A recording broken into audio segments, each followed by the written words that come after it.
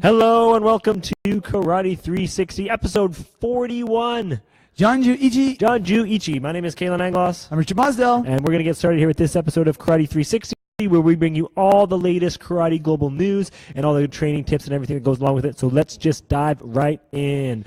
Karate 360, let's start the show. You will kick high and I will sweep low. From local to global, it's the thing that we love, karate. Sanrokumaru. Hello and welcome back to Karate 360. Yeah, I like our new location. Our new location, for those of you watching us on Facebook Live, we have changed it up a little bit, keeping it fresh around here. Fresh, keeping it real. Keeping it fresh, keeping it real. We got the Canada, the official Olympic Canada flag in the background, and here we are in Kenzen Sports Karate for this episode of Karate 360. Have you ever looked at that flag really closely and where it was made? I'm gonna say it wasn't made in Canada. You know what it says? It's made under the A. It says made in the USA. Made in the USA. Canada. Hey. From the USA. Thank you very much to our friends down south for so kindly thinking of us to actually make us a flag. That's right. Yes. Speaking of Canada, it's Canada Day pretty soon. A couple I days know. From now. Holy I smokes. know. So here we are, Thursday, June 29th. Actually, when this comes out on Monday morning, it will be the Canada Day holiday or something. That's right, because Canada Day, July 1st, was on a a weekend. Saturday, so we They get the give Monday you the off. Monday. That's right. Weird thing. But anyways, Yep. happy holiday Monday for those of you listening to us Monday morning. And thanks for tuning in for those of you that are here Thursday night live on the Facebook Live. Here we go. I was going to ask you, is there a Japan Day? Or Yeah, there is, like Constitution Day, when the Constitution was founded. Okay. Because 1868, country becomes 1868? modern. I would have thought it would have been even older than that. Well, the country is crazy older than that. Of course. But when they actually got a Western-style constitution was in 1868. Okay. Yep, and that's when the emperor overthrew the shogun, and then they decided to have a modern country. Okay. Yep. So, and of course, this is the big... So, oh boy, I can't... It just blanked on me when that actual day is at the moment. Maybe the end of April, but now might not be. And of course, someone Google it. The big 150 for Canada. Yes. 150. 150. You got any plans? What are you going to do for Canada Day? We have the BC team head coach Rodney Hobson flying in on Canada Day morning. That's right. We're going to have some amazing seminars he's going to do sports karate for an hour and teach us all kinds of drills, and he's going to do jiu-jitsu an hour. Yeah, I'm excited for that. Yep. Then have a chat with the instructors, and we're going to take him downtown, and just all kinds of free celebration things happening downtown in the Inner Harbor. That's right. And all along, because Victoria is all around the water. And we're going to hang out and just experience that. Nice. Cool. Yep. And when yourself?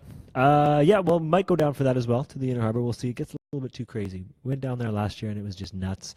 The fireworks are great, and I'm assuming that the 150-year anniversary will be even better. Maybe 15 minutes? Maybe 15 minutes opposed to 10 minutes. Yes. But the crowds are just too much wait. sometimes. You can't. Of course you can. You love that. I love that's your crowds. stuff. Oh, man. Yeah. I panic. I don't know which way is west and north. And No, man, where no. did I park? And my car's gone, and now I'm lost. No, I love crowds. No, Yeah. it doesn't. I mean, it's the type of crowd too. Of course, Right? yeah. It's type of crowd too. But Yeah. no, I that stuff. I just love the energy of people and doing stuff. And plus, it'll be friendly crowds unless you stay up really late at the bars or something. But Yeah. No, Yeah. it's good.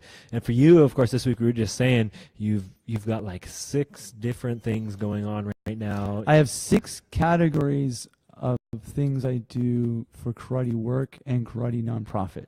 Every single day. I have to do something on it every single day. Yeah. I can mention some of them on the air, some of them I can't, because some of them are just we don't back end building stuff. Yeah, but yeah.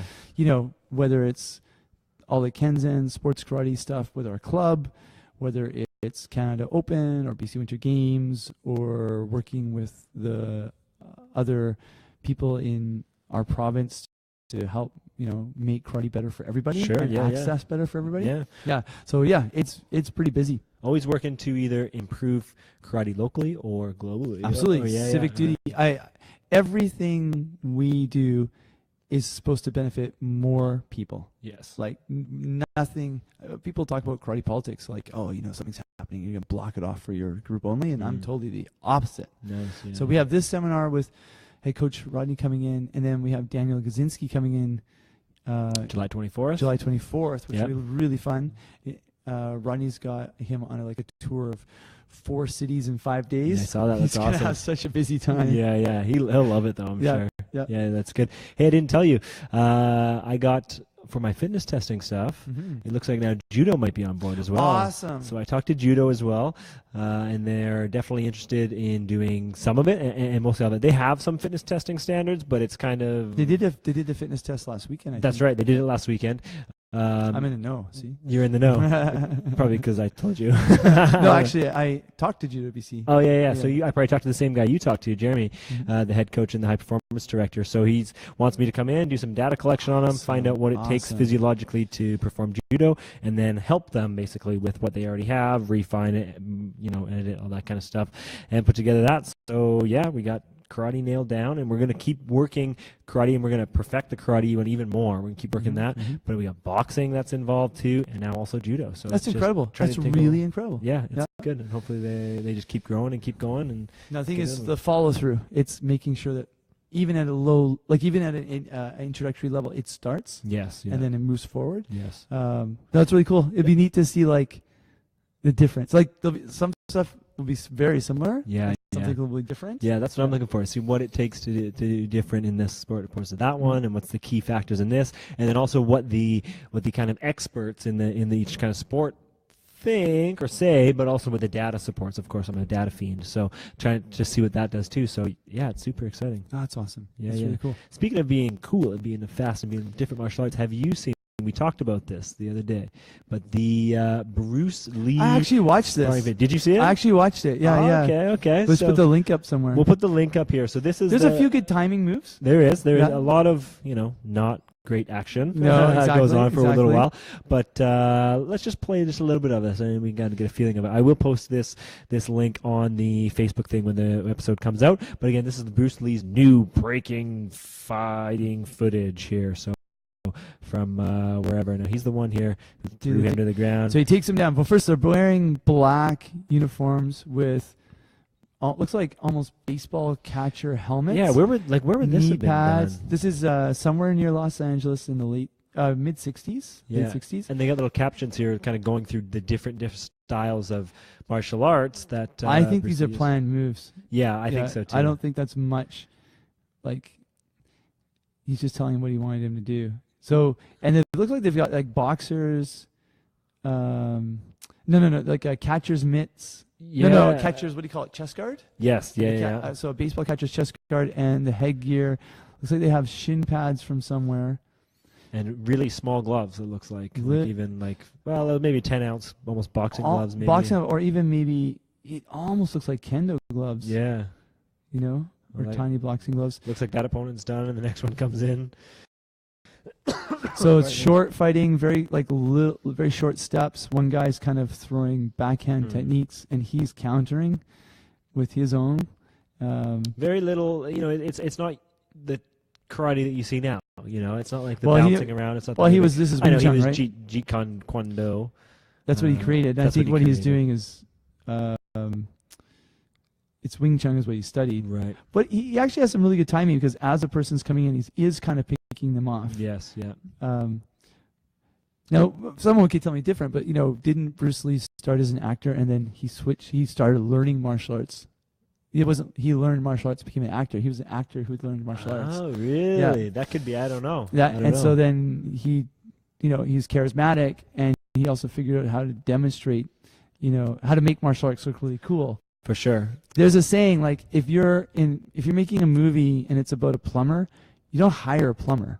You hire an actor who can emote Who can emotions. play a plumber. Who can play a plumber, right? So maybe that's where Bruce Lee came from. Yeah. Yep. Maybe. So But I mean, regardless, if that's the case, I mean, martial arts wouldn't be where it is without Bruce Lee. in terms of promotion, Yeah. absolutely. And he has very small stance here, but this you could see a lot of karate and this still around where they stand sideways in kibadachi. Yes. Yeah. And they fight sideways and throw backhand punches and like flicky backhand punches and flicky side kicks. You can sort of see that in this video. Yeah. So it looks very similar. Yes, So people shake it, but yeah, it's neat to say like that didn't look like he was totally free sparring. No. That more looked like he was just hanging out. And Just sparring. hanging out and just putting on demonstration. You can see the people all around him with the cameras and the broadcasts and all Yes, that kind of stuff. yes. So it was a show for sure. Speaking of a show, karate we know is in the Olympics for Mhm. 2020. The announcement for 2024 and going on is coming up September, soon right? in September. Yeah. Are we supposed to hear the names of the two cities? Yes, we did, and I think it actually came out because I found this interesting. It's like in September they're going to announce between Paris. It's the running. Yes, that's right. It's Paris and and LA that are in the running. Yeah, so we haven't announced it yet. September, we're going to find out if karate goes on to 2024, and again, what city it's going to be in. I found this interesting article though on Korea Jungang Daily. So this is a newspaper. Going Taekwondo versus karate, because Taekwondo and karate look very similar, but they wanted to kind of break it down a little bit more. So just to kind of go through this, Taekwondo and karate. So Taekwondo is from Korea in the 20th century, karate from Okinawa in the 19th century. And Richard, maybe you can even let us know if this is wrong. Worldwide population, 100 million participate in both. For Taekwondo, there's 4 different weight classes in the Olympics for men and women. For karate, it's going to be 3 different weight classes for kumite and then also kata. So there's no forms for Taekwondo. They do have a form, it's called pumse, but it's not in the Olympics. Style, they say here that karate favors punches. I guess that's true. And, of course, Taekwondo favors kicks. When you compare it to Taekwondo, it favors punches. Yes, when you compare it to Taekwondo. For scoring method for Taekwondo, this is the big difference. In Taekwondo, they do electronic scoring. Yep, right? They do the beeps and the light. Whereas for karate, obviously, it's punching and kicking, getting the contact, and the judges determining. Scoring, now what it really is scoring is based on electric tag. Yes, for Taekwondo. Where scoring in karate, the referee still gets to make a decision. Yes. Right? Where the judges are sitting around, get to throw out the flags, referee makes a decision. Just a couple more here. So the time difference for Taekwondo and karate in the Olympics. Taekwondo has 3 rounds of 2 minutes each for each fight. Mm-hmm. Karate, of course, is just 1 round of 3 minutes for men or 2 minutes for women. Points. So Taekwondo, you get 1 point for punch to the body, 2 points for kick to the body, 3 points for turning kick to the body or a kick to the head, and then 4 points for a turning kick to the head. I guess that's a spinning kick, a turning kick. For karate, we know 1 point for a punch, 2 points for a kick to the body, 3 points for kick to the head, and 3 points also for a takedown. And for the mats, karate is an 8x8 meter square, and for Taekwondo, it's 8x8 meter octagon. So similarities, octagon, dun, dun, dun. So similarities, but also differences between Taekwondo and karate, and it's interesting because they kind of talk about in this article, and again I'll post it, about how they look very similar in terms of how the outsider who's not educated might look at it in terms of their movements and the attacks. So they're thinking that one, not obviously for 2020, but going forward, perhaps it'll be either Taekwondo or karate, not necessarily Taekwondo versus karate. So it puts up an interesting argument, I guess, to see if both are going to continue. Well, again, it's this Korea. Okay, and I think there's I don't know this newspaper very well, but there is a massive rivalry between Japan and Korea on all kinds of things. Yes, of course. And newspapers and media can have a slant on which way they go. There's a very good likelihood that Taekwondo, karate, judo, and surfing will survive every cut round because most Olympic sports that are summer and winter are Western based. Right, yes. And so these are the only non-Western based sports, or origin sports. Right, yeah. And if Taekwondo was going to get the boot, it might have got the boot when the perennial boot. Yeah, it may have got it when there was like the president or vice president of international, like the World Taekwondo Federation, who was also on the executive of the IOC, was arrested in Korea a decade or so ago for stealing money. Whoa. Right? That was big news. So if there was a point when Taekwondo was going to go, it was then. Right. Will it go now? Hard to say. I mean, nobody knows. I mean, the idea that they would pull wrestling and then put it back in, in 2012, that was goofy enough. So it's hard to say. I mean, one side, what is Taekwondo? Some people think it's early Shotokan. Okay. Right? Because Japanese were in the Japanese, they controlled the Korean Peninsula from 1910 to 1945. Shotokan was being taught. There was there was independence. There was a movement in martial arts to recreate what the history of Taekwondo was and make it more native to Korea, and they came up with, and some of that I think is probably very true. Sure.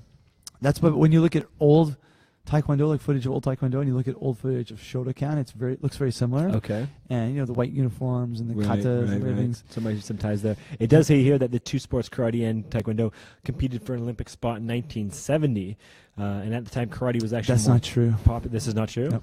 Oh. No, because the There first, you go.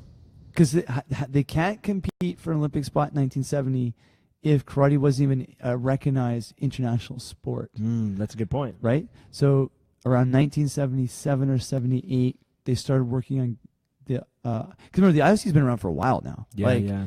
We're, Jiro Kano, who created judo, was the first Japanese person to get on the IOC executive. Okay. Right? Way back in like 1910. Right. Right? And he got on not for judo, he got on for athletics. Okay. Okay. And then he brought judo, he figured out how the whole system works, and he structured the admin. So karate didn't even get its first recognition that it got recognition in 1985 and lost it in 1992. It's just an international organization. That makes sense, because this article says that Taekwondo ultimately won as the different karate associations couldn't come together and the sport suffered serious internal conflict.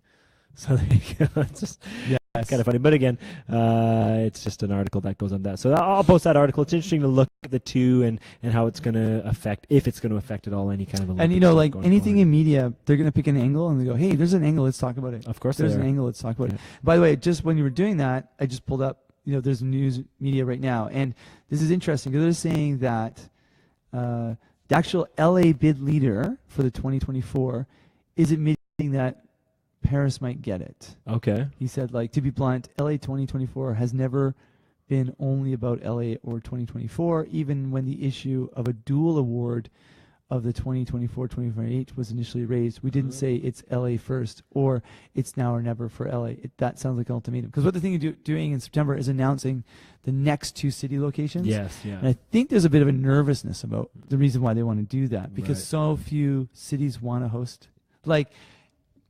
In 2020, in the next round, when they go decide 2028, I think they do it 7 years before, so that'll be 2021. And if Tokyo is way too expensive and terrorism is worse, and the whole Putin and Trump have decided to merge the countries, then it's off the table whether the Olympics continues. Yeah. But if you say okay, we've given you 2028. 11 years from now, and it's yours to work on, then there's a little bit of sustainability there. Yeah. No, that makes sense. Yeah. All right, well, speaking about talking about stuff around the world, let's get into a little bit of karate global news for the week. Right on. All right, so we have one thing to bring you for the karate global news this week. Not a lot of tournaments happening, but something that is happening, or happening right now and had happened, is the WKF Youth Camp in Umag. Did you see that? Where is that again? Where's Umag? You're asking me? Yes, Umag. Well, Richard, Croatia? Let me just say, I'm pretty sure that Umag is a city on Croatia's Istrian Peninsula, and it remains of the 10th century. Hold on, I'm telling you what it is. The 10th century town walls include a gate and a drawbridge, if you didn't know that. And click on the here we go, ladies and gentlemen. Click on the map. On what map? Click on the map. This map? Yep. So we get the Google map, and now we're going to zoom out. We're going to zoom right in. Not go in. We're going to zoom out. Yeah, zoom out. So there it is. Is it on? So zoom out. Zoom out again. So click that one off.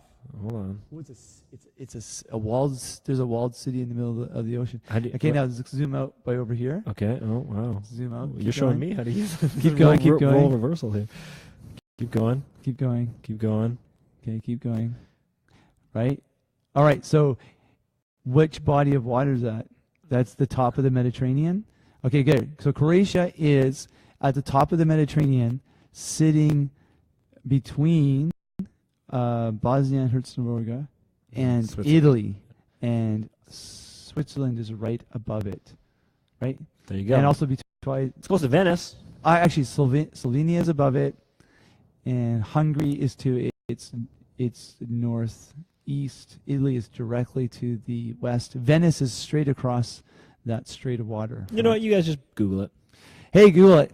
That's Just like we did. We're like filling in time. There's no reason for us to be so detailed. Really not. So a bunch of guys went there and did karate. Umag, There's a lot of kids. Good, and it's about 80,000 kilometers away from Canada. Yeah, exactly. Yeah. But there's people from Canada who went to it. There is. Yeah, we had quite the group, I think, that actually Yep. went. It's kind of cool. They had Douglas Bros there. They had a bunch of the highlight. Damien Quintero was there. A lot of elite And they had a athletes tournament. was there. They did have a tournament. I think just like a little friendly tournament. Yeah, or yeah. whatever you And wanna some call it. Canadian kids won medals. Yeah, that's great. Yeah.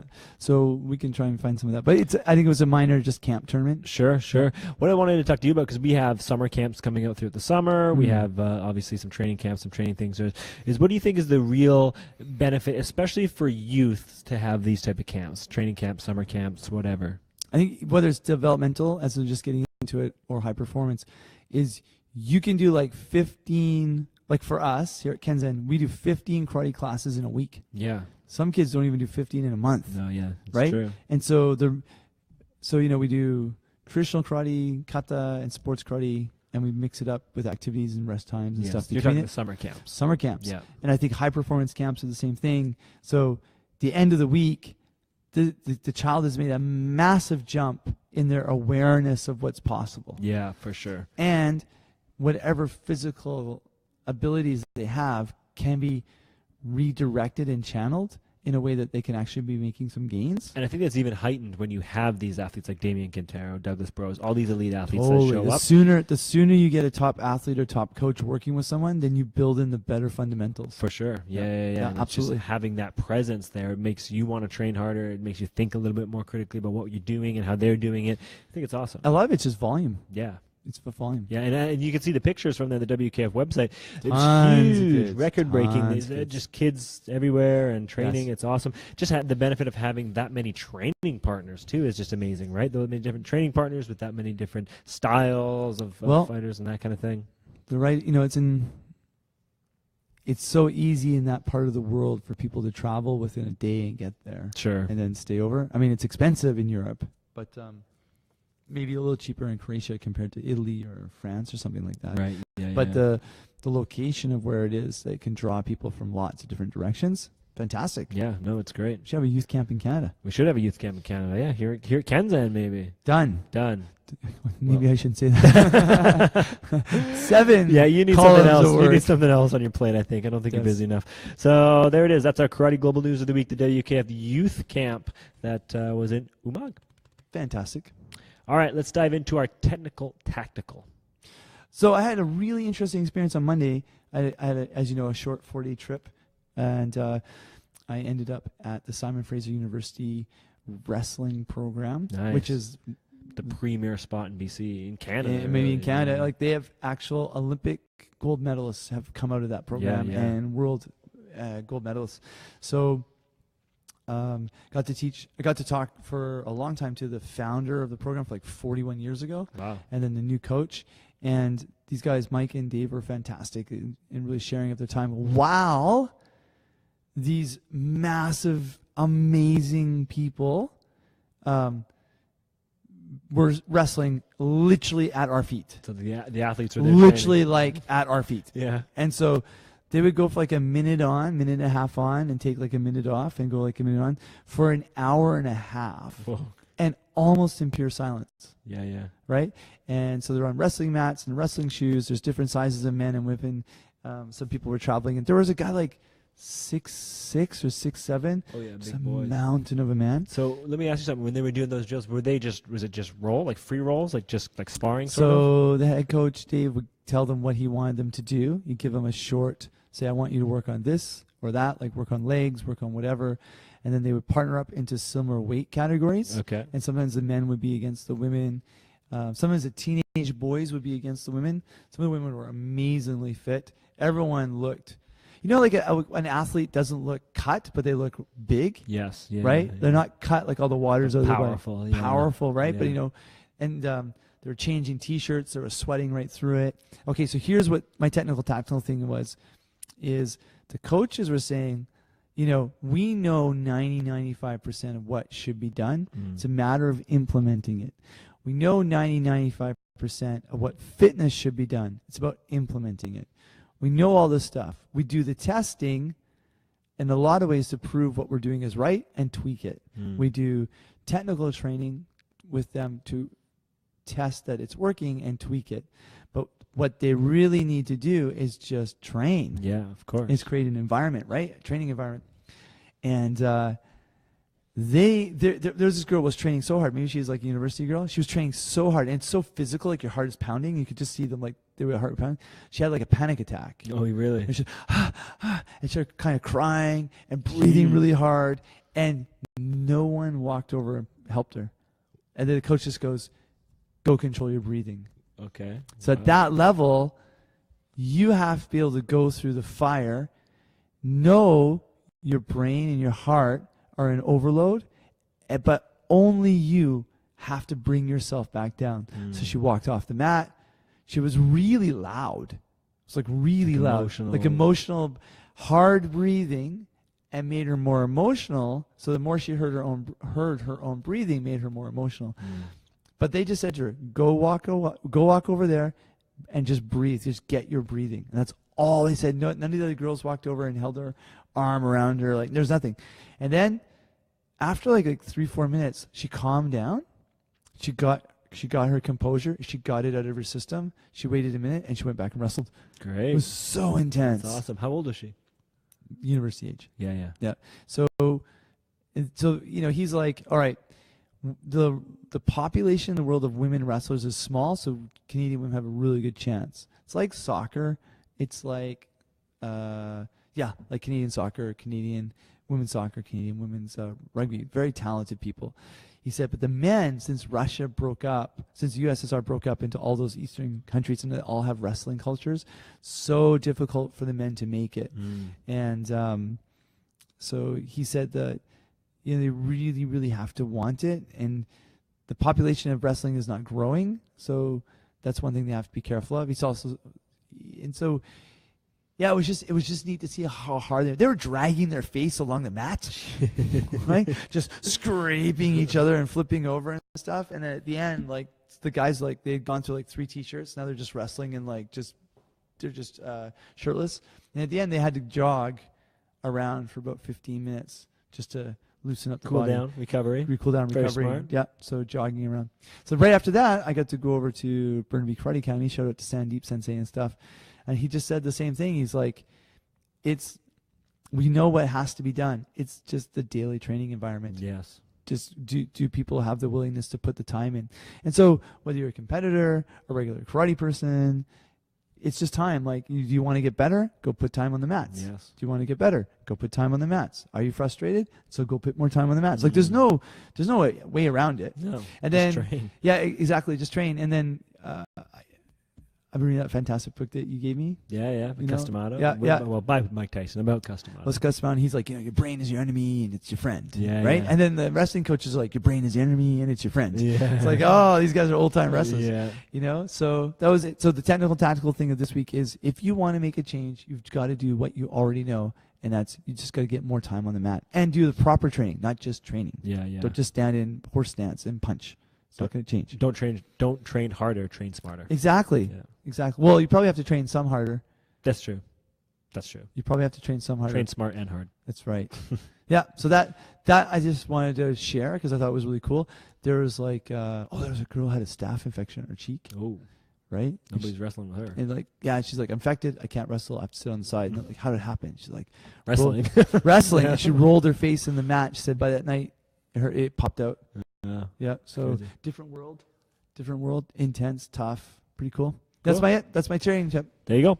Let's move on to a little bit of fitness training tip. Now, this fitness training tip goes out to Steve and Ian here in our club. Steve and Ian. Steve and Ian. They both had the same problem, so I'm sure there's other people out there who have had this same issue. Hips. You're right. Yeah, I'm good. And you're good. It's like you've seen them doing the exercises I told them to do. No, I didn't watch exercises. I just know them. Yes. That's fair. Yeah, so these athletes have been complaining about tight hips, not being able to get their hips, laterally abducted, so out to the side long enough. They feel like they're really getting stuck in the actual hip joint, like they actually can't get that. And one competes, and one is a dojo guy. Is a dojo guy who's just going through the ranks type thing, getting his next belt. And yeah, their hips just get stuck. They sometimes can't get their hips up, and they're nice and tight. So what I'm going to give you for a fitness training tip is more so something to loosen up the hips, but it's not a traditional way of, it's not just stretch the hips. What you want to do when you have tight hips, and this works also with other joints as well, is you want to actually activate the muscles that are putting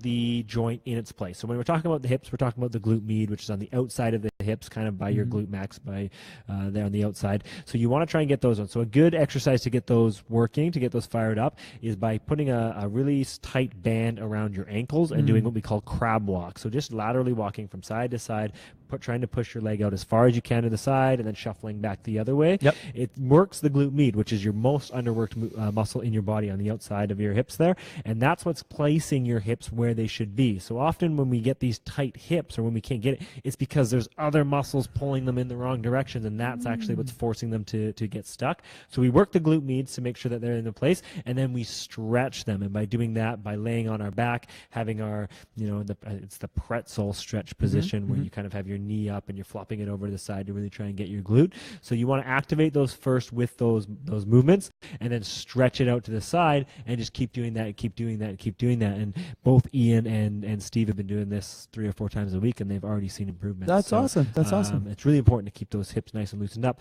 Even to take that to the next level, we've talked on this podcast before about PNF stretching, where you have a partner help you contract Push and then against, relax type thing. Those are going to help you increase your range of motion as well around the hip joint. So do those type of exercises after you do your contraction exercise and your relaxing exercises. So yeah, just think about that. If you got tight joints, it might not necessarily be the actual joint itself. It might be like the muscles pulling it in different directions. And that's kind of what I've been dealing with with a lot of my clients this week. Oh, really? Yeah, it's just been hot in my head. So Document, don't create. that's right. Document, don't create. Yeah, my thing with karate community is, having come out of dance a bit, is nobody stretches enough. You danced? Yeah. I'm amazing. Well, I believe that. I can go all night. But most people just do not even stretch enough. No, Like, absolutely. When I stretch, it's a half-hour routine. It should be. Yeah. And it's tough and it's hard, and I'll get into my full splits. And but most people they'll put their foot up on a banister for like maybe a minute. It's not even stretching; it's just kind of hanging and holding out it there. Yeah. And like, no, when you just you Google or look on YouTube of top ballet dancers or jazz dancers, and how much they're constantly. We used to have our club in a dance center, and in Vancouver, and they are constantly stretching. Yeah. Right. For sure. Now, maybe it's a thing. Like a thumping to do, Sure. something thing, but they're constantly stretching to get loose, and the pretzel twisting and all that stuff. And for karate athletes, a good time to do these things right after class. You're Absolutely. already warm, you're already fired up. Keep it open. Why do you keep it open? Just do it.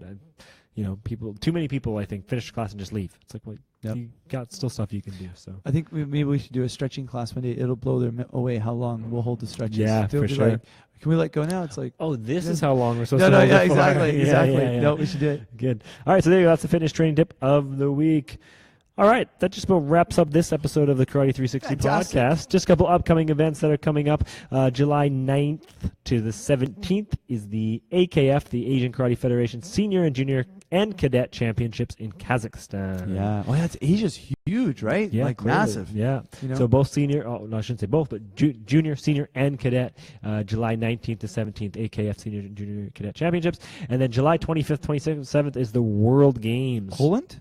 Yes, that's right. In Poland. Yep, that's right. So those are the only 2 things going on in the WKF world in July. And, then we go from there. Yeah, and then there's one of the World Goju tournaments. Now, you can't call a style tournament World Championship. That's anymore. right. That's right. So they're calling it the Global Championships. That's the end of September, actually in Vancouver. Okay. And that's going to be big. They're expecting like 600 athletes from around the world. Awesome. So, I'm going to go over and help them out for a couple days. Cool. Yeah, that'll be kind of neat. Yeah. Yeah, actually, there are some big stuff. But this is awesome. What great stuff to share with everybody. That's right. And just don't forget, everybody, don't forget it. Don't forget. These episodes will come out Thursday night. We'll be doing them live about 9 p.m. Pacific Standard Time. So make sure you tune into these Facebook Live. Thank you, everybody who's tuning in. We're like tonight. a rock band. We go on stage late. That's right. Sometimes right. we're late. Sometimes late. We're in the back doing things. That's right. And then preparing. And then Monday mornings, these come out, and you can download them on all podcast platforms. Awesome. All right. There we go. This is Karate 360. I'm Kalen Anglos. Richard Mazzo. Thanks for tuning in, guys. We'll talk to you